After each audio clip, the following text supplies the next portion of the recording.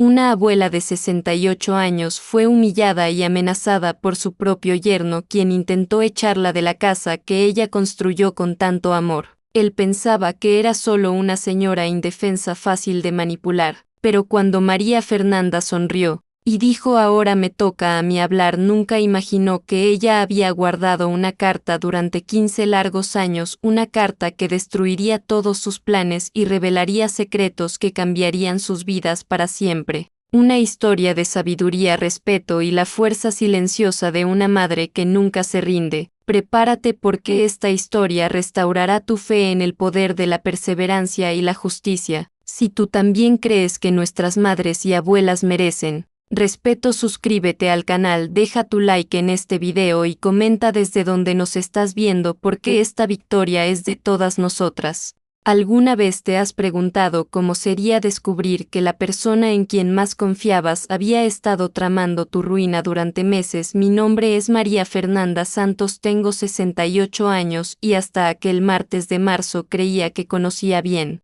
a las personas con quienes compartía mi hogar. Viuda desde hace 3 años, yo vivía en la casa que construí ladrillo por ladrillo al lado de mi difunto esposo Roberto, compartiendo el espacio con mi única hija Carla y mi yerno Eduardo. Era una convivencia que yo consideraba armoniosa, amenizada por los aromas familiares del café matutino y las risas de mis 2 nietos jugando en el patio. Pero esa mañana, cuando Eduardo entró a la cocina donde yo preparaba el café, una rutina de 50 años que mantenía religiosamente algo en el ambiente estaba diferente. Sus pasos eran más duros sobre el piso de azulejo frío, sus ojos evitaban los míos y había una tensión en sus hombros que no lograba descifrar. María Fernanda, me dijo usando mi nombre completo por primera vez en 15 años de convivencia. Necesitamos platicar. El tono helado me hizo estremecer. Apagué la estufa despacio, sintiendo que el mundo estaba a punto de desplomarse a mi alrededor. Eduardo se posicionó estratégicamente entre la puerta y yo como si quisiera impedir cualquier intento de huida. Sus ojos, que alguna vez habían brillado con respeto cuando me decía Doña María, ahora me miraban con una frialdad que cortaba como navaja. O te sales de esta casa por las buenas, pronunció cada palabra con precisión quirúrgica, o te voy a hacer pagar muy caro por empeñarte en quedarte aquí. El suelo desapareció bajo mis pies. Las palabras rebotaron por las paredes de la cocina como balazos, haciendo eco entre los muebles que yo había escogido con tanto cariño décadas atrás. Mi mano temblorosa buscó apoyo en la barra de mármol, la misma barra donde le había enseñado a Carla a hacer galletas cuando tenía apenas 7 años. Eduardo, logré susurrar, esta es mi casa. Se rió, un sonido áspero sin humor que transformó al hombre que yo creía conocer en un extraño aterrador. Tu casa, estás equivocada, vieja. Esta casa va a ser mía y tú no vas a hacer nada para impedirlo. En ese momento, observando la sonrisa cruel que distorsionaba sus labios, un recuerdo lejano emergió de las profundidades de mi mente. Roberto. Mi querido Roberto, en una noche fría de junio, hace 15 años, escribiendo algo a las carreras en una hoja de papel amarillento, sus manos temblaban ligeramente, no de miedo sino de urgencia, mientras doblaba cuidadosamente la hoja y la sellaba en un sobre blanco. María me había murmurado esa noche, si algún día sientes que Eduardo representa una amenaza real para nuestra familia, abre esta carta, solo cuando tengas certeza absoluta, y guárdala donde ni él ni Carla puedan encontrarla. Durante 15 largos años esa carta había permanecido escondida dentro de la Biblia de mi mamá en el fondo de mi armario. 15 años en que yo había olvidado su existencia, convencida de que Roberto había sido injusto en sus sospechas sobre el yerno. 15 años en que creí que el tiempo había demostrado que mi marido estaba equivocado. Pero ahora, ante las amenazas de Eduardo, sabía que Roberto había visto algo que yo me había negado a ver. 6 meses antes de esa mañana terrible, las señales habían comenzado como susurros, tan sutiles que casi las ignoré por completo. Todo empezó con comentarios aparentemente inocentes durante nuestras comidas familiares. Eduardo, que siempre había sido educado y respetuoso, comenzó a hacer observaciones sobre mis gastos innecesarios. Primero fue el seguro médico. Doña María, usted usa tampoco ese seguro. ¿No sería más económico cancelarlo? Después vinieron las críticas veladas sobre mi interferencia en la educación de los nietos. Abue, deja que papá lo resuelva, se volvió una frase constante en boca de Miguel y Sofía, mis nietos de 8 y 10 años, siempre que yo trataba de orientarlos sobre algo. Carla, mi dulce Carla, también comenzó a comportarse de manera extraña. Evitaba mi mirada durante las conversaciones, se mordía el labio inferior nerviosamente, un tic que había desarrollado en la adolescencia cuando escondía algo. Más preocupante aún, parecía caminar de puntitas por su propia casa como si temiera despertar a un dragón dormido. Una tarde, mientras regaba las rosas en el patio, actividad que siempre me tranquilizaba, escuché fragmentos de una discusión entre la pareja en su recámara. La ventana estaba entreabierta debido al calor de febrero y las voces, aunque bajas, cargaban una tensión inconfundible. Tu mamá necesita entender que las cosas han cambiado. Era la voz de Eduardo, cargada de una irritación que nunca había demostrado abiertamente. Eduardo, por favor, ella ya está grande y... La respuesta de Carla fue interrumpida bruscamente. Que esté grande no es pretexto para ser necia. Va a tener que aceptar o... El resto de la conversación se perdió cuando se dieron cuenta de que podían ser escuchados y cerraron la ventana. Pero esas palabras se quedaron martillando en mi cabeza durante días. Aceptar que exactamente estaban planeando mi experiencia como secretaria en el despacho de abogados del Dr. Méndez durante 30 años no había sido en vano. Aprendí a leer entre líneas, a percibir cuando las personas escondían información importante, a identificar comportamientos sospechosos, y todas mis alarmas internas comenzaron a dispararse. Comencé a prestar atención redoblada a los detalles cotidianos. Noté que correspondencia importante, especialmente la del banco y la pensión, desaparecía de la mesa de la entrada antes de que yo pudiera verla. Eduardo se ofrecía gentilmente a organizar mi correspondencia, alegando que quería ahorrarme el estrés innecesario. Las conversaciones telefónicas cesaban abruptamente cuando yo entraba a la sala. Se intercambiaban miradas significativas entre la pareja cuando pensaban que yo no estaba observando, y Carla, mi única hija, parecía encogerse un poco más cada día que pasaba. Fue entonces que comencé a documentar todo en un cuaderno de pasta azul que mantenía escondido dentro de la funda de mi almohada. Cada comentario extraño, cada coincidencia sospechosa, cada cambio de comportamiento,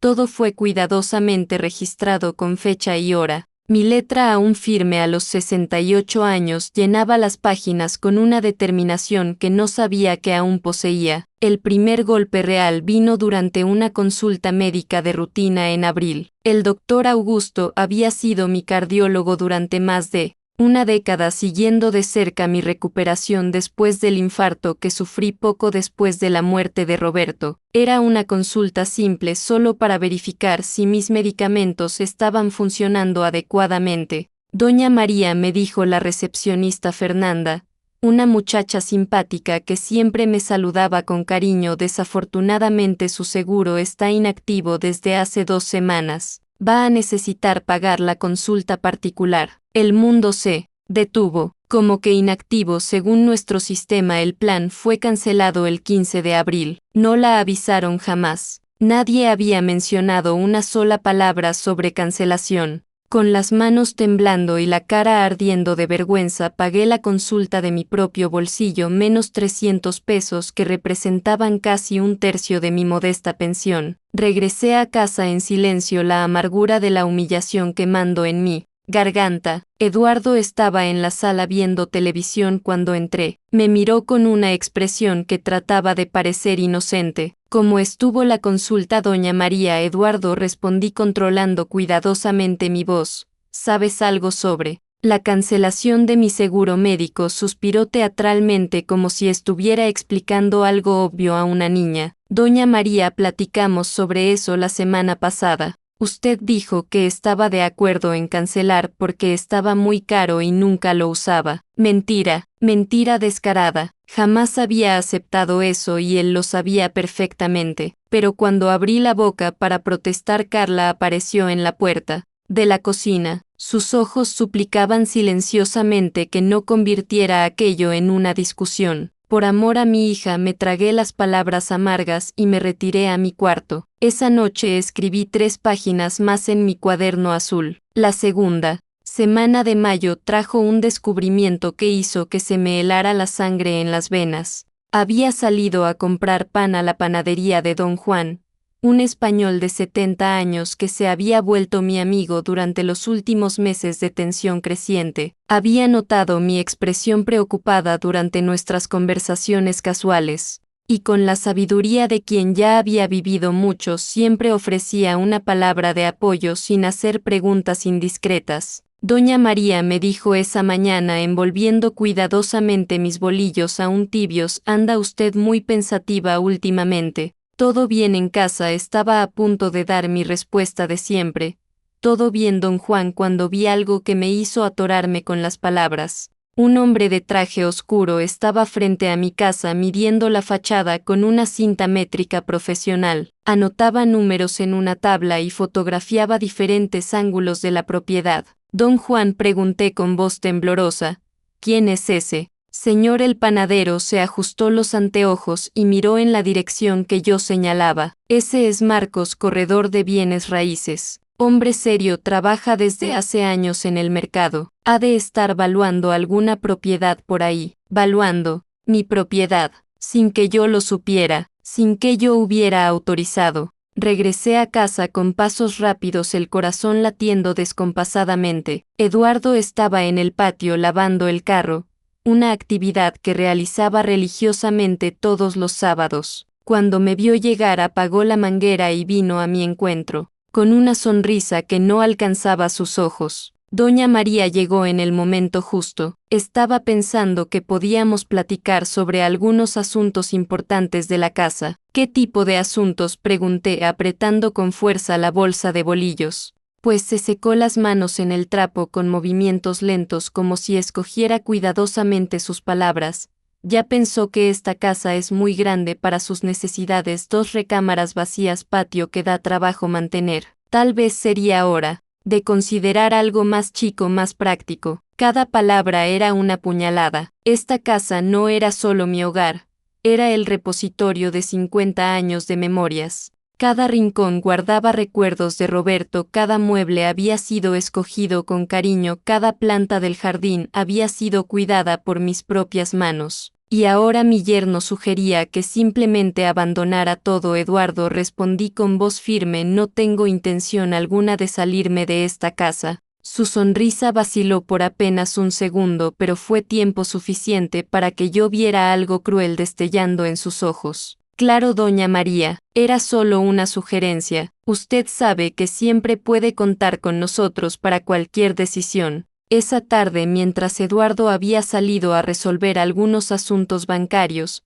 como él decía, aproveché para platicar con doña Concepción, mi vecina de 75 años que vivía al lado desde hace más de 20 años. Concepción era una mujer observadora, de esas que notan cada movimiento del barrio sin parecer entrometida. Concepción, le pregunté por encima de la barda baja que separaba nuestros patios, ¿has visto gente extraña rondando mi casa últimamente? Dejó de regar sus violetas y me miró con atención. Ahora que lo dices, María, sí. En los últimos días vi por lo menos 3 hombres diferentes midiendo y fotografiando tu casa. Pensé que estabas planeando alguna remodelación. 3 hombres diferentes, sí. El de traje que estaba ahí. Esta mañana fue el tercero. Los otros vinieron la semana pasada. Siempre cuando Eduardo está en casa y tú sales. Mi sospecha se confirmaba. Eduardo estaba haciendo múltiples valuaciones de la propiedad, probablemente buscando el mejor precio.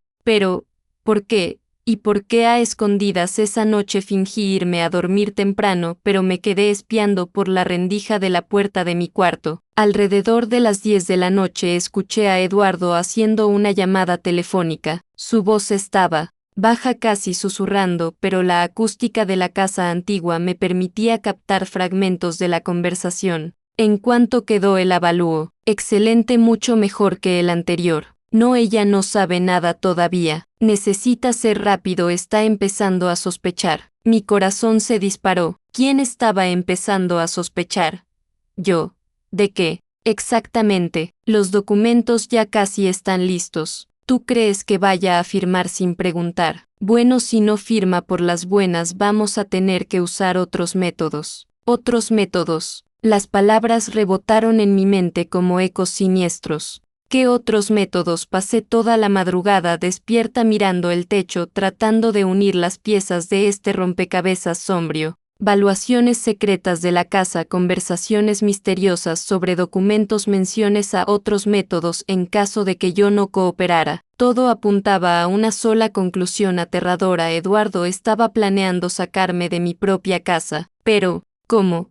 ¿Y por qué? Más importante aún, Carla sabía lo que estaba pasando. A la mañana siguiente comencé a observar a mi hija con otros ojos. Durante el desayuno noté cómo evitaba platicar conmigo cuando Eduardo estaba presente. Sus manos temblaban ligeramente al sostener la taza y susurraba con permiso siempre que necesitaba ausentarse de la mesa, como si pidiera permiso. Mi hija independiente, que había sido maestra durante 20 años antes de dedicarse a la familia, se estaba comportando como una niña amedrentada en presencia de su propio marido. Fue entonces que una memoria dolorosa emergió. Roberto, 2 semanas antes de morir, sosteniendo mi mano en la cama del hospital y susurrando con dificultad: María, cuidado con Eduardo. Hay algo malo en él. ¿Me prometes que vas a cuidar a Carla? En ese momento atribuí sus palabras al delirio causado por los medicamentos.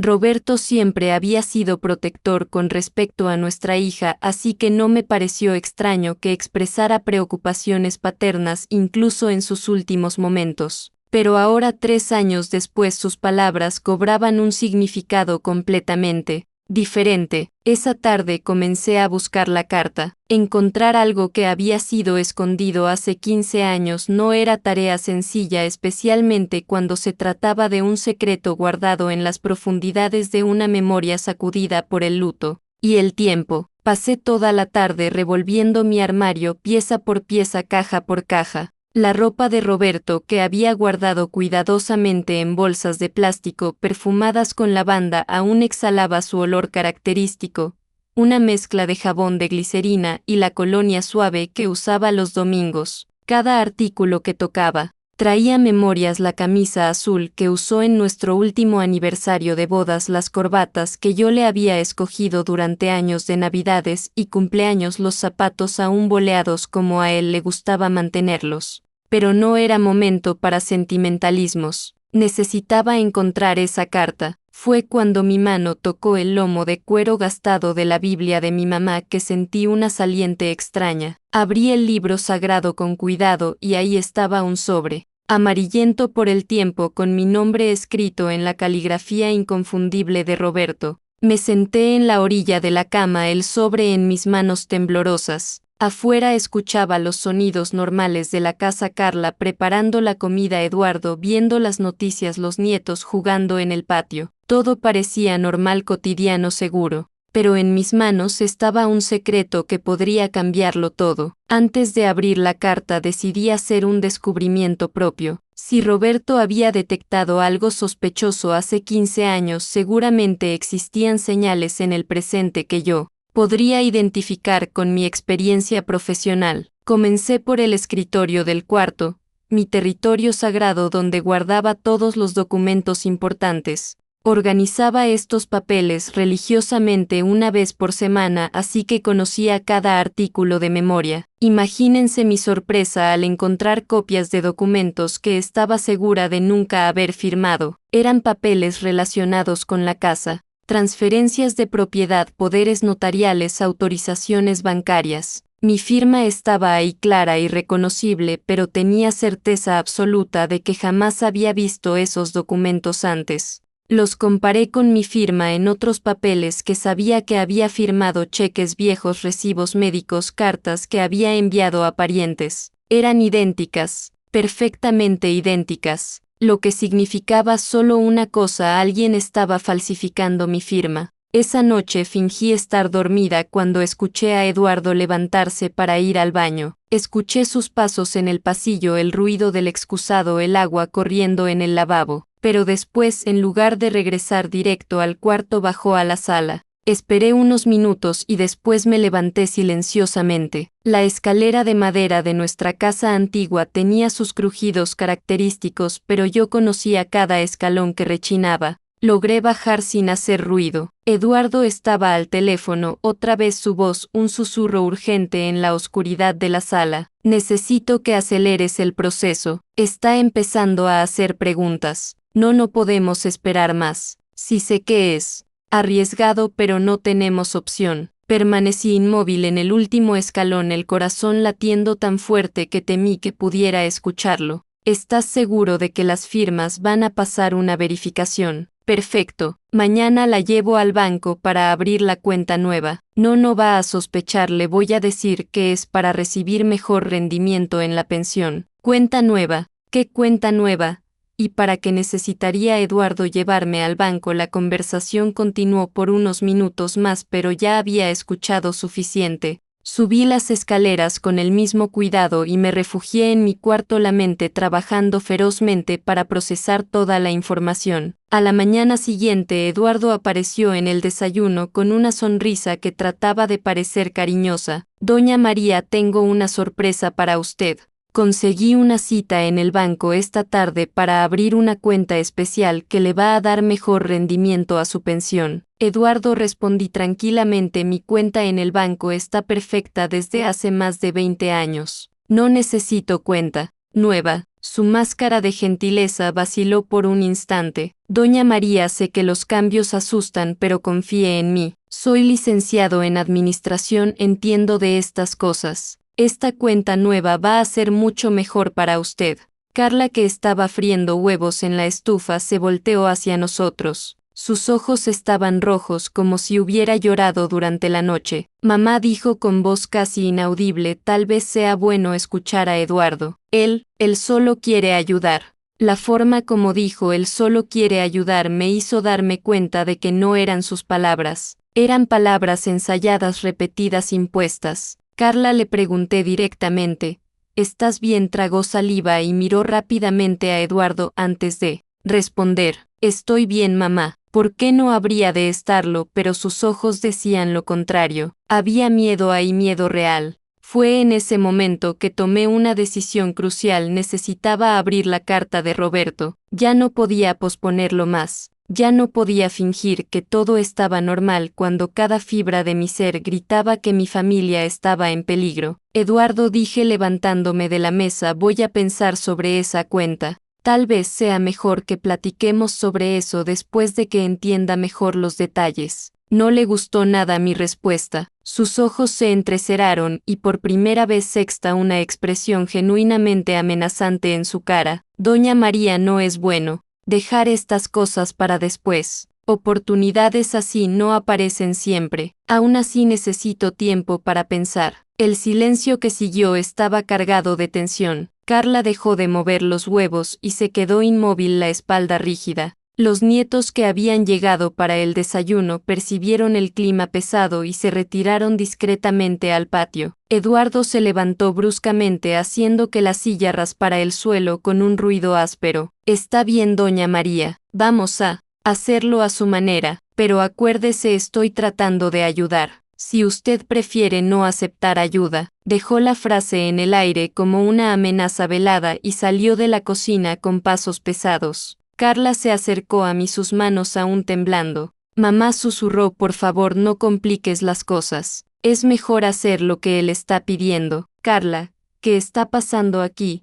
¿Por qué le tienes miedo a tu propio marido? Lágrimas brotaron en sus ojos. No le tengo miedo, mamá. Es complicado. No entenderías. Entonces explícame. Pero negó con la cabeza y se alejó. No puedo. Disculpa, mamá, pero no puedo. Esa tarde, cuando Eduardo salió para otra de sus misteriosas reuniones de negocios, cerré la puerta de mi cuarto con llave y finalmente abrí la carta de Roberto. Mi querida María, si estás leyendo esta carta significa que mis sospechas sobre Eduardo se confirmaron y nuestra familia está en peligro real. Espero estar equivocado, pero necesito documentar todo lo que descubrí en caso de que algo me pase antes de que pueda protegerlas. Hace 3 meses comencé a desconfiar de Eduardo cuando noté discrepancias en algunas de sus historias. Dijo que se había graduado en administración en la Universidad Federal, pero cuando se lo mencioné a mi colega profesor jubilado Juan Carlos descubrí que no había registro de él en la institución. Decidí investigar discretamente. María, lo que encontré me asustó profundamente. Eduardo mintió sobre su formación profesional. Nunca se graduó de universidad alguna. También mintió sobre su familia. Los papás que supuestamente murieron en un accidente de carro están vivos y viviendo en Guadalajara. Peor aún, lo corrieron de la casa por tratar de falsificar la firma del papá para vender la propiedad de la familia. Logré contacto telefónico con doña Lucía Santos, una señora de Guadalajara que casi fue víctima de Eduardo hace 8 años. Me contó que se acercó a su familia a través de la hija menor usando las mismas técnicas, encanto, historia triste, promesas de cuidar de todo. Casi logra transferir la casa de ella a su nombre usando documentos falsificados. María, tengo evidencias de que Eduardo ya aplicó fraudes similares en por lo menos otras 3 familias, todas encabezadas por viudas o mujeres mayores vulnerables. Es un depredador que se especializa en ganar confianza para después robar propiedades. Adjunté a esta carta todos los documentos que logré reunir, copias de denuncias, testimonios de las víctimas anteriores y el contacto de doña Lucía, que se ofreció a testificar en caso de ser necesario. Por favor, María, protege a nuestra Carla. Ella no sabe nada de esto. Eduardo es muy hábil en manipulación psicológica. Nuestra hija está siendo engañada por un criminal experimentado. Guarda esta información en lugar seguro. Si algo me pasa, busca al abogado Dr. Enrique Sousa, contacto anexo. Ya está al tanto de la situación y tiene instrucciones de cómo proceder. Espero estar exagerando en mis preocupaciones, pero si no es así, ahora tienes las armas necesarias para defenderte y proteger a nuestra familia. Con todo mi amor y preocupación, Roberto Paseo. Don, hay una copia de todos estos documentos en la caja fuerte del banco, caja de seguridad número 247. La llave está escondida dentro de tu costurero, atrás del carrete de hilo azul. Mi visión se nubló mientras leía y releía la carta. Roberto había descubierto todo hace 15 años. Todo, y yo, ciega por querer creer en lo mejor de las personas, había ignorado todas las señales que él trató de mostrarme. Con manos temblorosas busqué en el costurero. Ahí estaba la pequeña llave dorada, exactamente donde Roberto había dicho. 15 años esperando que yo descubriera la verdad. Miré los documentos anexos a la carta. Eran fotocopias de denuncias, testimonios manuscritos, recortes de periódico local, todo documentando un patrón claro. Eduardo era un estafador especializado en engañar familias vulnerables. Uno de los testimonios me llamó particularmente la atención. Era de doña Margarita Silva de Puebla. Se acercó a mi familia a través de mi nieta. Decía ser licenciado en administración, que iba a cuidar todos nuestros problemas financieros. Empezó poquito a poco, canceló mi seguro médico porque estaba muy caro, me convenció de hacer una cuenta nueva en el banco que sería mejor para mi pensión. En pocos meses descubrí que había transferido mi casa a su nombre usando documentos con mi firma falsificada. Perdí todo. Tuve que irme a vivir con parientes en la Ciudad de México. Mi nieta tardó 2 años en darse cuenta de que también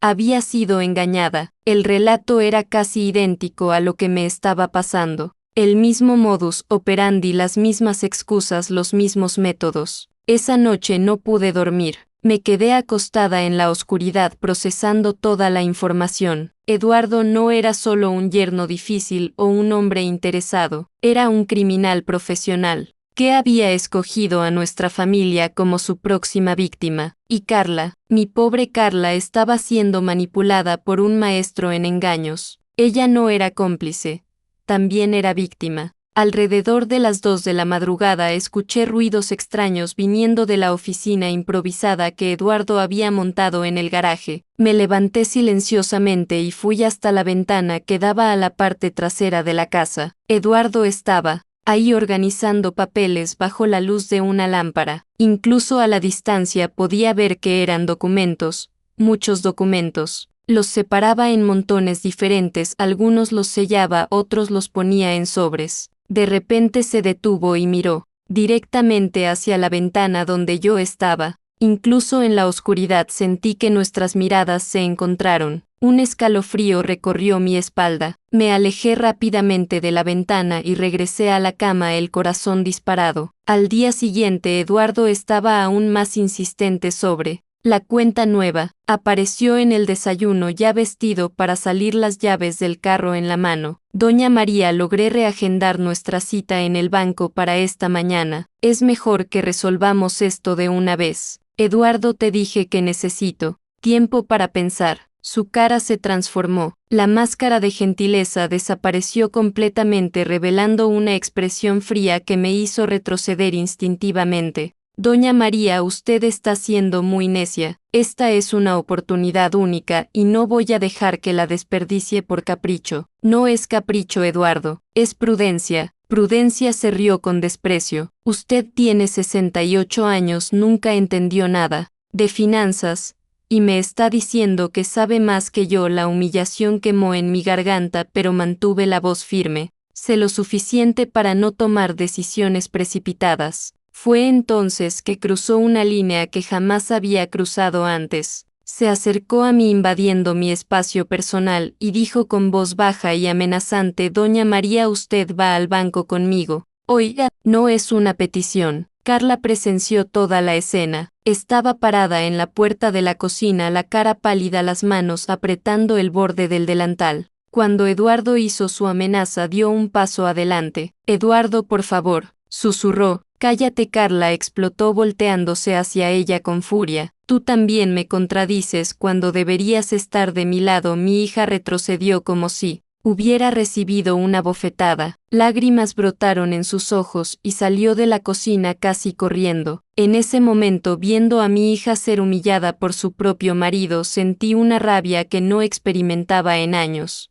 Pero también comprendí que reaccionar emocionalmente sería un error. Eduardo estaba escalando la situación a propósito, probando hasta dónde podía llegar. Eduardo, dije con voz tranquila pero firme, no voy al banco hoy, y te sugiero que nunca más le hables así a mi hija. Me miró fijamente por largos segundos, los puños cerrados a los lados del cuerpo. Por un momento pensé que podría llegar a la agresión física, pero entonces forzó una sonrisa fría. Está bien, Doña María, vamos a hacerlo por las malas. Entonces, salió de la cocina pisando fuerte, azotó la puerta de enfrente con tanta fuerza que los vidrios temblaron. Fui a buscar a Carla y la encontré llorando en su cuarto, sentada en la orilla de la cama. Me senté a su lado y la abracé como hacía cuando era niña y regresaba de la escuela lastimada por algún compañerito. Hija, cuéntame qué está pasando aquí. Entre sollozos comenzó a hablar. Mamá no quería que llegara a este punto. Eduardo cambió tanto después de que murió papá. Al principio eran solo cositas. Sabes, decía que necesitaba proteger a nuestra familia, que tú eras muy ingenua para cuidar tus propias finanzas. Y tú le creíste al principio, sí. Era tan convincente, siempre con argumentos lógicos. Decía que era solo temporal hasta que te adaptaras a la vida de viuda. Se secó los ojos con la manga de la blusa, pero después fue empeorando. Empezó a controlar todo el dinero de la casa, las decisiones sobre los niños, hasta mis salidas con las amigas. ¿Por qué nunca me contaste esto? Carla me miró con ojos rojos e hinchados. Porque dijo que si te contaba se iba a ir y se iba a llevar a los niños. Mamá, no puedo perder a mis hijos. Mi corazón se partió. Mi hija había sido prisionera de su propio marido durante años, sufriendo en silencio para proteger a los nietos y a mí. Carla está tratando de sacarme de esta casa. Tú lo sabes, bajó la cabeza avergonzada. Lo sé, Me obligó a firmar unos papeles la semana pasada. Dijo que era para regularizar la situación de la casa, que te estabas volviendo olvidadiza, y podías hacer alguna tontería. ¿Qué papeles? No sé exactamente. No me dejó leer bien, solo me dijo dónde firmar. La situación era peor de lo que imaginaba. Eduardo no solo estaba falsificando mi firma,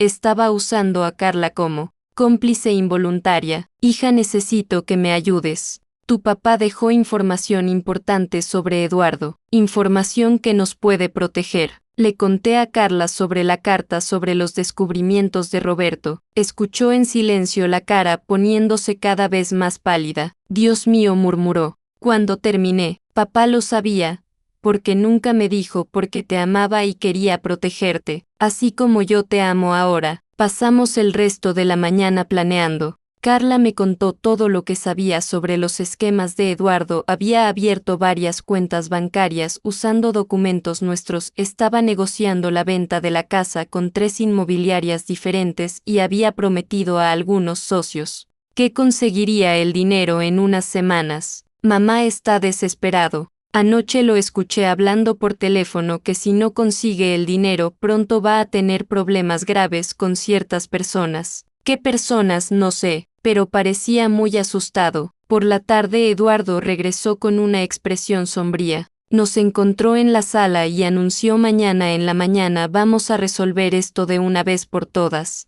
O ustedes dos cooperan o voy a tomar medidas más drásticas. ¿Qué tipo de medidas?, pregunté. Sonrió fríamente. Doña María, usted se está volviendo muy olvidadiza últimamente, muy confundida. Tal vez sea hora de considerar un asilo, un lugar donde profesionales puedan cuidarla mejor. La sangre se me heló en las venas. Asilo. Estaba amenazando con internarme a la fuerza para tener acceso total a la propiedad. Eduardo, dijo Carla con voz temblorosa, no puedes hacer eso. Sí puedo, Carla. Tengo 2 doctores que ya evaluaron el estado mental de tu mamá. Ambos coincidieron en que ya no tiene condiciones de tomar decisiones importantes sola. 2 doctores. ¿Qué doctores? ¿Cuándo? Mamá nunca fue evaluada por ningún doctor, protestó Carla. Claro que sí. ¿Te acuerdas de ese día que la llevamos a hacerse exámenes de rutina? El doctor Martínez y el doctor Silva observaron comportamientos preocupantes. Tengo reportes firmados por ellos. Más falsificaciones. Más documentos forjados. Eduardo, dije con toda la dignidad que logré reunir, no me vas a internar en ningún lado. Ya veremos, doña María, ya veremos. Esa noche, después de que Eduardo se retiró a la oficina del garaje, Carla y yo hicimos nuestros propios planes. Era hora de usar las armas que Roberto me había dejado. A la mañana siguiente desperté con una determinación que no sentía en años. A los 68 años había subestimado mi propia fuerza e inteligencia, permitiendo que Eduardo me viera como una víctima fácil. Pero María Fernanda Santos no había sobrevivido a la muerte del marido, criado una hija sola y trabajado 30 años en despacho de abogados para rendirse ante un estafador de quinta. Mientras Eduardo se bañaba, Carla y yo pusimos nuestro plan en acción. Primero ella fotografió discretamente todos los documentos que logró encontrar en su oficina. Después llamé a doña Concepción. Concepción, necesito un favor muy importante. ¿Puedes venir aquí a casa ahorita y trae a tu sobrina que trabaja en el notario? Mi vecina no hizo preguntas. 15 minutos después estaba en mi cocina con Patricia, una muchacha espabilada de 35 años que conocía bien los trámites legales. Doña María, dijo Patricia después de examinar las fotografías de los documentos, esto es falsificación de documentos, delito federal. Y mire nada más. Señaló una de las hojas. Este papel tiene su firma, pero vea la fecha: 15 de agosto. ¿Se acuerda de haber firmado algo ese día? Me acuerdo perfectamente. El 15 de agosto estaba internada en el hospital con neumonía. Tengo toda la documentación médica para comprobarlo. Perfecto, eso va a ser crucial. Y estos de aquí. Hojeó otras páginas. Son poderes que le darían control total sobre sus bienes. Si hubiéramos logrado registrarlos, usted habría perdido todo legalmente. El segundo paso fue llamar al doctor Enrique Sousa, el abogado mencionado en la carta de Roberto. Para mi sorpresa aún estaba activo y se acordaba perfectamente de mi marido. Doña María, esperé esta llamada durante 15 años. Su Roberto fue muy sabio al buscarme en esa época. Tengo todos los documentos en lugar seguro, incluyendo las pruebas contra Eduardo. Doctor, la situación está crítica. Está amenazando con internarme a la fuerza. Eso no va a pasar. Voy a meter un amparo hoy mismo impidiendo cualquier intento de internación. Y voy a activar a la Policía Federal. Falsificación de documentos para defraudar propiedad es delito grave. Mientras tanto, Carla hizo su parte. Llamó al doctor Martínez y al doctor Silva, los doctores que supuestamente habían evaluado mi salud mental. Mamá regresó con expresión aliviada. Ninguno de los dos conoce a Eduardo. Doctor Martínez dijo que nunca firmó reporte alguno sobre ti. Ya está preparando una declaración por escrito negando cualquier participación. El cerco se estaba cerrando alrededor de Eduardo, pero él aún no lo sabía. Alrededor de las 10 apareció en la sala ya vestido para salir. Doña María, vámonos. La gente del asilo nos está esperando para la visita. ¿Qué asilo? El que platicamos ayer. Villa Serena, un lugar muy bonito, le va a gustar. Carla y yo intercambiamos miradas. Era obvio que estaba improvisando. Eduardo, dije tranquilamente, no voy a visitar ningún asilo. Su máscara de paciencia finalmente se cayó por completo. Doña María, usted no tiene opción. O viene conmigo por las buenas o voy a llamar a los enfermeros para que vengan por usted. ¿Qué enfermeros? Los que están esperando allá afuera. Miré por la ventana. No había nadie esperando. Fue entonces que me di cuenta. Eduardo estaba mintiendo compulsivamente, inventando amenazas con la esperanza de intimidarme. No tenía enfermeros, no tenía asilo, no tenía reportes médicos reales. Todo no era más que un farol. Eduardo, dije con voz firme, no voy a ningún lado. Y te sugiero que pares con esas mentiras antes de que la situación empeore para ti. Me miró con odio puro. Usted está cometiendo un error muy grave, vieja, muy grave. La única persona cometiendo errores aquí eres tú, y tus errores están llegando a su fin. En ese momento sonó el timbre. Eduardo se volteó confundido. ¿Quién es? Fui a abrir la puerta. Era doña Lucía Santos, la señora de Guadalajara que Roberto había mencionado en la carta. El doctor Enrique había contactado con ella la noche anterior y había tomado el primer camión a la Ciudad de México. Doña María, preguntó la señora elegante de unos 75 años. Soy Lucía Santos. Vine a ayudarla. Eduardo palideció cuando escuchó el nombre. Retrocedió varios pasos tropezándose con su propia pierna. No, no puede ser, murmuró. Hola Eduardo, dijo doña Lucía con voz helada. ¿Cuánto tiempo?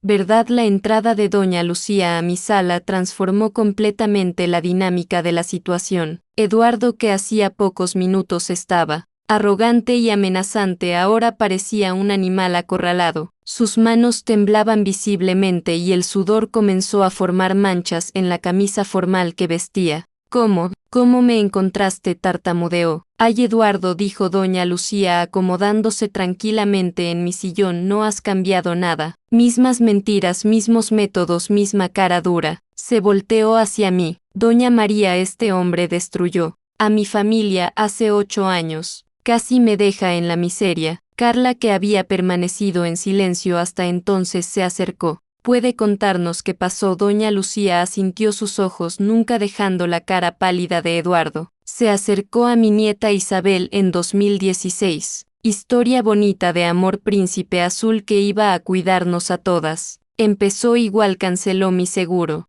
médico porque estaba muy caro, me convenció de abrir cuentas nuevas que serían mejores para mi pensión. Y después pregunté, aunque ya sabía la respuesta. Después empezaron las falsificaciones. Mi firma en papeles que yo nunca había visto, poderes que jamás había firmado. En 3 meses había transferido mi casa a su nombre y vaciado mi cuenta bancaria. Eduardo trató de interrumpir. Lucía, estás exagerando. Cállate, explotó. Con una fuerza que me sorprendió. Me robaste la casa donde viví 40 años, la casa donde crié a mis hijos, tuve que irme a vivir de arrimada con parientes, pero recuperaste todo al final. Trató de justificarse. Recuperé. Sí, después de 2 años de proceso judicial, 2 años viviendo de arrimada, 2 años de mi vida destruidos por tu codicia. Doña Lucía se levantó apuntándole con el dedo. ¿Y sabes qué más descubrí durante el proceso? Que le hiciste esto a por lo menos otras 4 familias. Carla se quedó boquiabierta. Otras 4, es cierto, mi hija. Doña Margarita de Puebla, doña Elena de Cuernavaca, la familia Oliveira de Veracruz. Todas con el mismo patrón. Hombre se acerca a través de una mujer de la familia, gana confianza y después roba todo. Eduardo estaba acorralado. Sus mentiras estaban siendo expuestas una por una y sabía que no tenía cómo negar evidencias concretas. Escuchen, dijo la voz aguda de desesperación, ustedes no entienden. Tengo problemas serios. Gente peligrosa. Me anda buscando. Necesito ese dinero. ¿O qué? Pregunté. Vaciló dándose cuenta de que había revelado más de lo que pretendía. Nada, olvídenlo. Pero doña Lucía sonrió con satisfacción. Ahora entendí. Le debes dinero a prestamistas, ¿verdad? Por eso la prisa por robarte la casa de doña María. El silencio de Eduardo fue confirmación suficiente. En ese momento sonó el timbre otra vez. Esta vez era el doctor Enrique Sousa acompañado de un oficial de justicia y 2 policías federales. Buenos días, doña María, dijo el abogado. Traje el amparo impidiendo cualquier intento de internación y la orden de arresto preventivo del señor Eduardo Santos. Eduardo palideció aún más. ¿Arresto? ¿Por qué? Falsificación de documentos, estafa, intento de fraude inmobiliario, enumeró uno de los policías. Queda usted arrestado. Fue en ese momento que Eduardo perdió completamente la compostura. Se cayó de rodillas en medio de mi sala llorando y suplicando. Por favor, no me hagan esto. No entienden, me voy a morir si me arrestan. Tengo deudas con gente muy peligrosa. Carla miraba a su marido con una mezcla de asco y lástima. Los nietos que habían llegado de la escuela y presenciaban la escena, desde la puerta de la cocina, parecían confundidos y asustados. Eduardo, dijo Carla con voz firme, tú te buscaste esto. Mientras los policías preparaban a Eduardo para llevárselo, hizo un último intento desesperado. María, no puedes hacerme esto. Soy el papá de tus nietos. Piensa en los niños. Estoy pensando en los niños, respondí tranquilamente. Por eso mismo necesitas salir de nuestras vidas. Después de que los policías se llevaron a Eduardo, la casa se quedó en un silencio pesado. Los nietos se habían refugiado en el cuarto, aún procesando lo que habían presenciado. Carla estaba sentada en la cocina mirando fijamente la taza de café que se enfriaba en sus manos. Doña Lucía se quedó con nosotras, entendiendo que su presencia era importante en ese momento. El doctor Enrique organizaba los documentos en la mesa de la sala, preparando los siguientes pasos legales. Doctor, pregunté, ¿cuáles son las posibilidades de que Eduardo salga de la cárcel y trate de hacer algo? Mínimas, doña María. Con todas las evidencias que tenemos, la carta de su Roberto, los testimonios de las otras víctimas, los documentos falsificados, va a estar preso por un buen tiempo. Y aunque lograra salir, tendría una orden de restricción impidiendo cualquier acercamiento. Carla finalmente alzó la mirada. Mamá, perdóname por haber tardado tanto en abrir los ojos. Me senté a su lado y tomé su mano. Hija, tú también.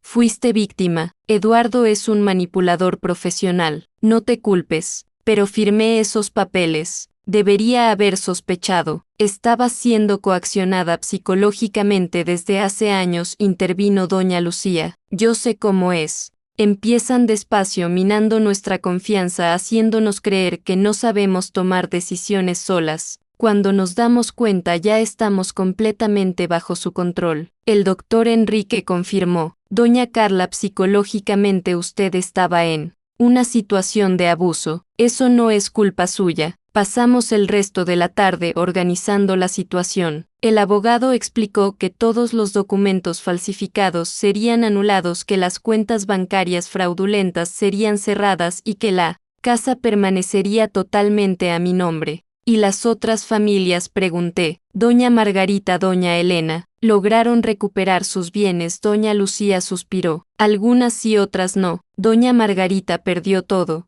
Eduardo había vendido su casa antes de que lo descubriéramos. Pero ahora, con Eduardo preso y todas las evidencias reunidas, tal vez pueda conseguir alguna reparación. Comprendí entonces que mi lucha no había sido solo personal. Al exponer a Eduardo estábamos ayudando a varias otras familias que habían sido destruidas por él. Por la noche, después de que el doctor Enrique y doña Lucía se retiraron, me senté con los nietos para explicar la situación de forma adecuada para sus edades. «Abue», preguntó Sofía, de 10 años. «¿Papá es un hombre malo?». La pregunta me partió el corazón. ¿Cómo explicarle a niños que su papá era un criminal, Sofía? Dije tranquilamente: tu papá hizo cosas muy malas. Eso no significa que no los quiera, pero significa que tiene que enfrentar las consecuencias de sus actos. Miguel, de 8 años, estaba más confundido. «Va a regresar a casa». Carla se arrodilló al lado de su hijo. «No, mi amor, papá ya no va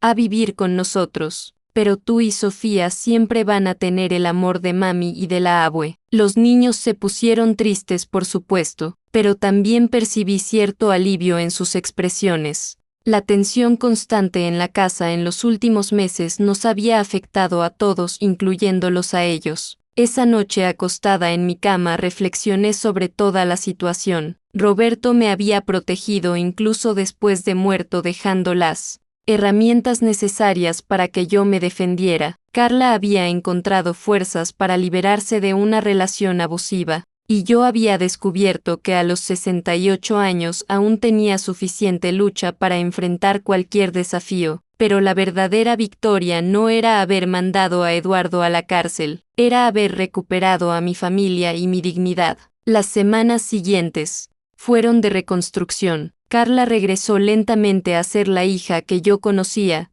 alegre, independiente, dueña de sí misma. Los nietos se adaptaron a la ausencia del papá con la capacidad resiliente que solo los niños poseen. Doña Concepción se volvió una presencia constante en nuestra casa, ayudando con los nietos y trayendo siempre alguna novedad del barrio. Don Juan, de la panadería, comenzó a venir los domingos a almorzar con nosotras, llenando la casa con sus historias divertidas de España. Doña María me dijo en una de esas tardes: «Usted no solo salvó a su propia familia, sino a todo el barrio». Eduardo estaba echándole el ojo a por lo menos 3 casas más aquí en la cuadra. La noticia me sorprendió. Como doña Benedita me contó que se había ofrecido a ayudar con los papeles de su herencia, y doña Carmen dijo que siempre andaba preguntando sobre su situación financiera después de que se murió el marido. Me di cuenta entonces de que al exponer a Eduardo habíamos interrumpido un esquema mucho mayor. ¿Cuántas otras familias habrían sido destruidas si no hubiéramos actuado? Un mes después del arresto de Eduardo recibimos una visita inesperada. Era doña Margarita Silva, la señora de Puebla mencionada en los documentos de Roberto. Doña María me dijo, los ojos llenos de lágrimas: «Vine aquí a agradecer por su valor al denunciar a Eduardo. Logré reabrir mi proceso. El abogado dice que ahora tenemos evidencias suficientes para recuperar mi casa». Ese fue uno de los momentos más emocionantes de toda la experiencia. Saber que nuestra lucha había dado esperanza a otras víctimas hacía todo más significativo. Carla se estaba redescubriendo como mujer independiente. Consiguió trabajo en una escuela particular del barrio y volvió a salir con las amigas los fines de semana. Se veía que años de opresión psicológica estaban siendo lentamente sanados. Mamá me dijo en una de esas tardes mientras tomábamos café en el patio: «Gracias por no haber desistido de mí.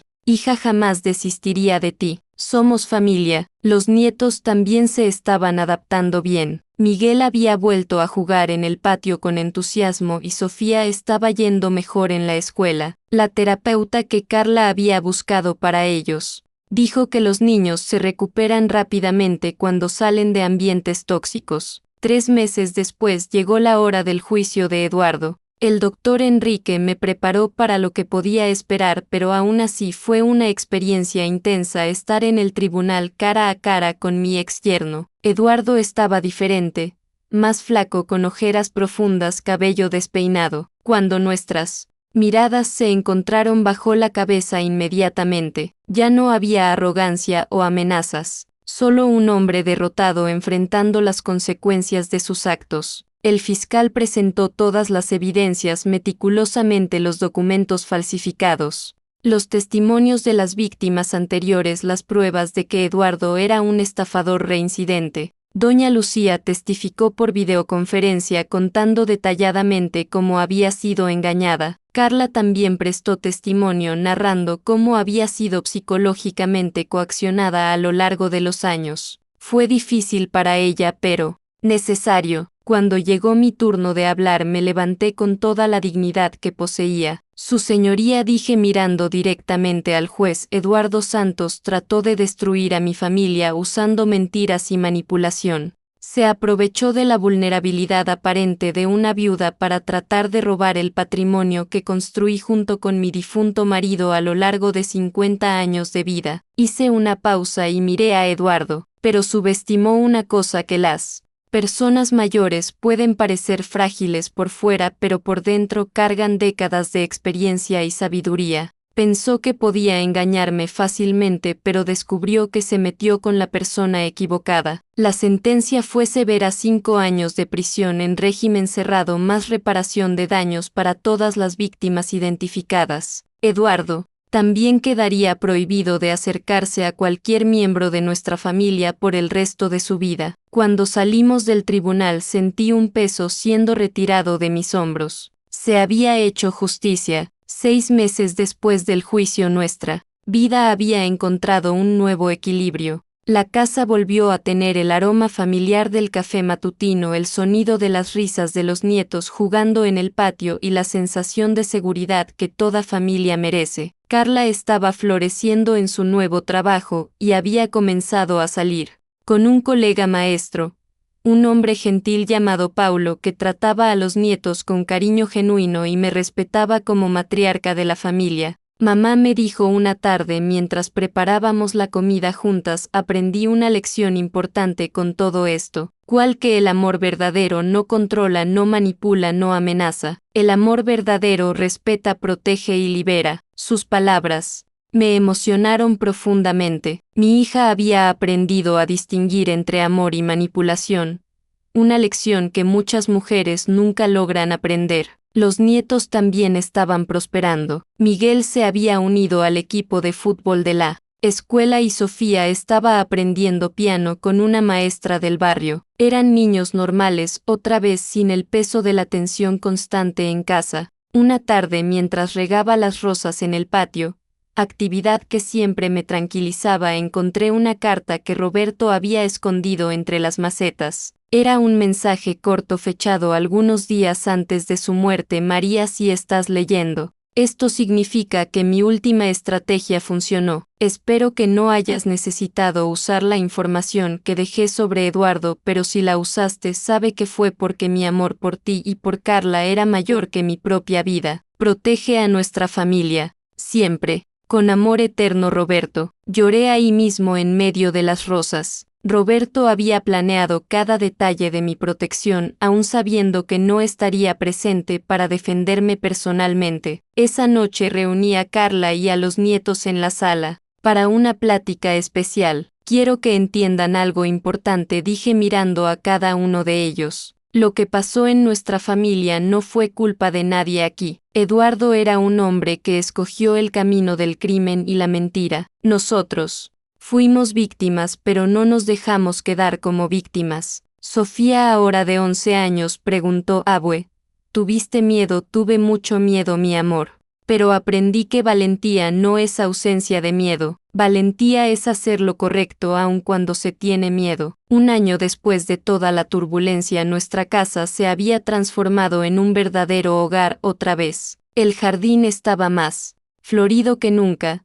Había descubierto una pasión renovada por la jardinería que se volvió mi forma de meditación y sanación. Doña Lucía se mudó a la Ciudad de México y ahora vivía a solo 3 cuadras de distancia. Nos volvimos amigas inseparables, 2 guerreras que habían enfrentado al mismo enemigo y salido victoriosas. Todos los miércoles venía a almorzar a casa y compartíamos historias, risas y la sabiduría acumulada a lo largo de nuestras vidas. María me dijo en una de esas tardes, saboreando mi famosa cocido: ¿sabes qué es lo que más me enorgullece de toda esta historia?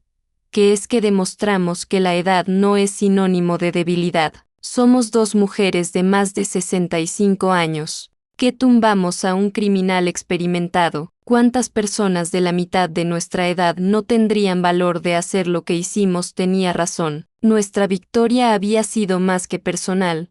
Había sido un ejemplo de que nunca es tarde para luchar por nuestros derechos. Carla y Paulo se casaron en una ceremonia pequeña e íntima en nuestro patio. Ver a mi hija caminando hacia el altar radiante de felicidad genuina fue uno de los momentos más emocionantes de mi vida. Paulo no solo la amaba, sino que respetaba a nuestra familia y trataba a los nietos como si fueran sus propios hijos. Abue, me dijo Miguel durante la fiesta, Paulo es muy diferente a papá, ¿verdad? Como dices, mi amor, nunca grita, nunca hace llorar a mami y siempre pregunta nuestra opinión sobre las cosas. La observación de un niño de 9 años resumió perfectamente la diferencia entre relación sana y relación abusiva. 6 meses después de la boda, Carla me dio una noticia que llenó mi corazón de alegría: estaba embarazada. A los 68 años iba a ser abuela otra vez. Esta vez de un niño que crecería en un ambiente de amor verdadero. También comencé a trabajar como voluntaria en una organizaciones no gubernamentales que ayudaba a mujeres víctimas de violencia doméstica y abuso financiero. Mi experiencia con Eduardo me había dado una perspectiva única sobre cómo identificar y combatir estas situaciones. Doña María, me dijo Fernanda, una joven de 28 años a quien estaba ayudando, usted me dio valor para denunciar a mi marido. Si una señora de 68 años pudo enfrentar a un criminal, yo también puedo enfrentar al mío. Esas palabras me hicieron darme cuenta de que nuestra lucha se había transformado en inspiración para otras mujeres. Cada historia que compartía plantaba una semilla de valor en alguien que lo necesitaba. El doctor Enrique se volvió no solo mi abogado, sino un amigo de la familia. Había quedado tan impresionado con la organización de los documentos que Roberto había dejado que decidió crear un servicio especial en su despacho, orientación para familias sobre cómo protegerse de fraudes financieros. Doña María me dijo durante una de nuestras conversaciones, su Roberto fue un visionario. Anticipó un problema que apenas ahora está siendo reconocido oficialmente: el abuso financiero contra adultos mayores. 1 año y medio después del juicio recibimos la noticia de que Eduardo había tratado de aplicar el mismo fraude en la prisión, manipulando a la familia de un compañero de celda. El intento había sido descubierto y le aumentaron la condena. Aparentemente era incapaz de cambiar. Mamá, me dijo Carla cuando supimos la noticia, ¿crees que Eduardo pueda arrepentirse de verdad algún día? No sé, hija. Algunas personas escogen el camino del cambio, otras permanecen prisioneras de sus propios vicios y maldades. Lo importante es que ya no somos responsables de lo que haga o deje de hacer. Sofía, ahora de 12 años, se había vuelto una jovencita notablemente madura para su edad. Una tarde, mientras me ayudaba a regar las plantas, hizo una observación que me sorprendió. Abue, me da gusto que hayas sido fuerte en esa época. ¿Por qué, mi amor? Porque si no hubieras sido así, tal vez hoy no tendríamos esta casa tal. ¿Ves, mami? Todavía estaría triste y tal vez Miguel y yo no sabríamos que es una familia de verdad. Sus palabras me emocionaron profundamente. Una niña había comprendido algo que muchos adultos no logran entender: que luchar por nuestros derechos no es solo sobre nosotros mismos, sino sobre proteger a quienes amamos. En ese atardecer, sentada en el portal observando el movimiento tranquilo de la calle, reflexioné sobre todo el recorrido. En menos de 2 años había enfrentado el mayor desafío de mi vida y salido victoriosa. Había protegido a mi familia, ayudado a otras víctimas y descubierto fuerzas que ni sabía que tenía. Pero la mayor victoria no había sido derrotar a Eduardo. La mayor victoria había sido redescubrir quién era realmente María Fernanda Santos, una mujer de 68 años con 5 décadas de experiencia, sabiduría acumulada y amor suficiente para proteger a su familia de cualquier amenaza. El teléfono sonó interrumpiendo mis pensamientos. Era doña Margarita llamando de Puebla con noticias. Doña María, lo logré. Recuperé mi casa. El juez aceptó todas las evidencias y anuló la venta fraudulenta. Su alegría fue contagiosa. Una familia más había sido restaurada gracias al valor de enfrentar la verdad. Esa noche durante la cena en familia, ahora incluyendo a Paulo, miré alrededor de la mesa y sentí una gratitud inmensa. Miguel contaba animadamente sobre su último partido de fútbol. Sofía mostraba las fotos que había tomado en la escuela. Carla irradiaba felicidad al hablar sobre el embarazo y Paulo participaba en todo con interés genuino. Esta era la victoria real, una familia unida, protegida y feliz. 2 años y medio después de esa terrible mañana de martes, cuando Eduardo profirió sus amenazas, yo estaba en el patio jugando con mi nueva nieta Esperanza, nombre escogido por Carla en honor a lo que nuestra familia había reencontrado. La bebé de 6 meses sonreía en mis brazos mientras Sofía y Miguel competían por ser el mejor tío o tía. Paulo estaba en la parrilla preparando nuestra tradicional cocido dominical y Carla organizaba la mesa con la tranquilidad de una mujer completamente realizada. Doña Concepción llegó trayendo su famoso flan de leche condensada, seguida de Don Juan con un pan casero aún tibiecito. Doña Lucía no tardaría en aparecer. Nunca se perdía nuestros almuerzos dominicales. Abue, me dijo Miguel ahora de 11 años. ¿Puedes contar otra vez la historia de cómo salvaste a nuestra familia? Era una historia que pedían escuchar regularmente y yo siempre la contaba con gusto. No para alimentar rencores, sino para enseñar lecciones importantes sobre valentía, dignidad y amor familiar. Bueno, comencé acomodando a la pequeña Esperanza en el regazo. Todo empezó cuando aprendí que las apariencias pueden engañar. Yo parecía una abuelita frágil e indefensa, pero por dentro tenía 50 años de experiencia y la determinación de proteger a mi familia. ¿Y el abuelo Roberto?, preguntó Sofía. ¿Cómo sabía que Eduardo era malo? Su abuelo tenía un don especial para leer a las personas. Vio a través de la máscara de Eduardo y se preparó para protegernos incluso después de partir. Paulo se acercó limpiándose las manos en el delantal. Doña María, ¿puedo hacerle una pregunta? Por supuesto. Mi hijo, ¿alguna vez se arrepintió de haber denunciado a Eduardo? O sea, él era el papá de los niños. La pregunta era justa y merecía una respuesta honesta. Paulo, jamás me arrepentí. Eduardo dejó de ser papá en el momento en que escogió lastimar a nuestra familia. Papá verdadero protege, no amenaza. Papá verdadero construye, no destruye. Carla se acercó y puso la mano en mi hombro. Mamá, me enseñaste que amar a alguien a veces significa tener valor de tomar decisiones difíciles para proteger a quien